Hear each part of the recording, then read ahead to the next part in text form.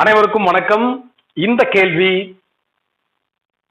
TNPSC group 4ல 2022ல கேட்கப்பட்டது. என்ன கேள்வின்னு பார்க்கலாம். ஒரு குறிப்பிட்ட அசல் தனி வட்டி விகிதத்தில் 6 ஆண்டுகளில் 60% அதிகரிக்கின்றது. அதே வட்டி விகிதத்தில் ரூபாய் 12,000க்கு 3 ஆண்டுகளில் கிடைக்கும் கூட்டு வட்டி என்ன? இதுதான் கேள்வி. இந்த கேள்வியில 2 போர்ஷன்ஸ் இருக்கு. ஒன்னு, ஒரு குறிப்பிட்ட அசல் தனி வட்டி விகிதத்தில் 6 ஆண்டுகளில் 60% அதிகரிக்கிறது ஒரு இன்ஃபர்மேஷன் இருக்கு. அதே வட்டி விகிதத்தில் ரூபாய் 12,000க்கு 3 ஆண்டுகளில் கிடைக்கும் கூட்டு வட்டி என்ன அப்படின்னு ஒரு கேள்வி இருக்கு. ஒரு இன்ஃபர்மேஷன், ஒரு கேள்வி. இப்ப இந்த கேள்வி என்ன?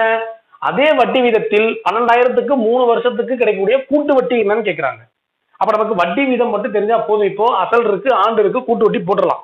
இந்த வட்டி விகிதத்துக்காக கொடுத்திருக்கிற இன்ஃபர்மேஷனை வச்சு வட்டி விகிதத்தை கண்டுபிடிக்கணும். இதுதான் இப்ப நமக்கு முக்கியமான டாஸ்க்.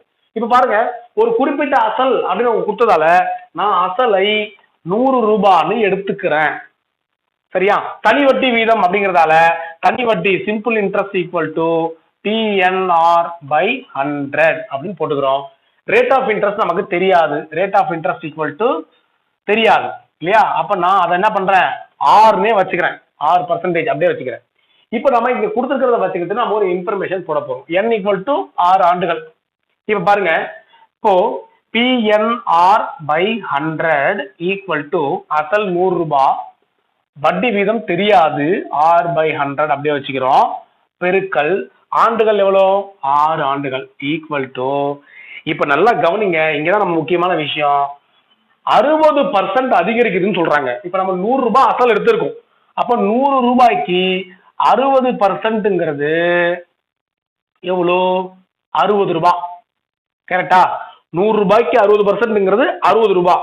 அப்ப மொத்த அமௌண்ட்ல 60 ரூபாய் அதிகமாகுது. அப்ப 100 ரூபாய்க்கு 60 ரூபாய் அதிகமாகுதுன்னா நம்முடைய மொத்த அமௌண்ட் எவ்வளவா இருக்கும்? 160 ரூபாய் கிடைக்கும். இது அமௌண்ட்.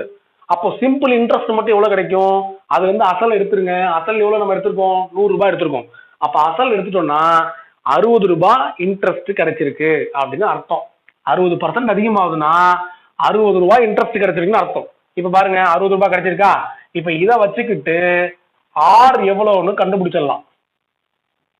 R equal to 60. இங்க பெருக்கல் இருக்கிற ஆர் அந்த பக்கம் வகுத்தலா போச்சுன்னா என்ன ஆகும்? 10% கிடைக்கும். அப்போ ஆர் ஈக்குவல் டு 10%. இதை வச்சுக்கிட்டு இப்ப நம்ம கூட்டு வட்டி ஈஸியா போட்டுடலாம். நமக்கு நல்லா தெரியும், காம்பவுண்ட் இன்ட்ரெஸ்ட் ஈக்குவல் டு, நமக்கு ஃபார்முலா தெரியும் என்னது? P × 1 + R/100 the whole power n minus P. அசல கழிக்கணும். ஏன்னா காம்பவுண்ட் இன்ட்ரெஸ்டுக்கு நம்ம கிட்ட ஃபார்முலா இப்படித்தான் இருக்கும். அப்ப நம்ம முதல்ல இதை கண்டுபிடிக்கணும். இது என்னது?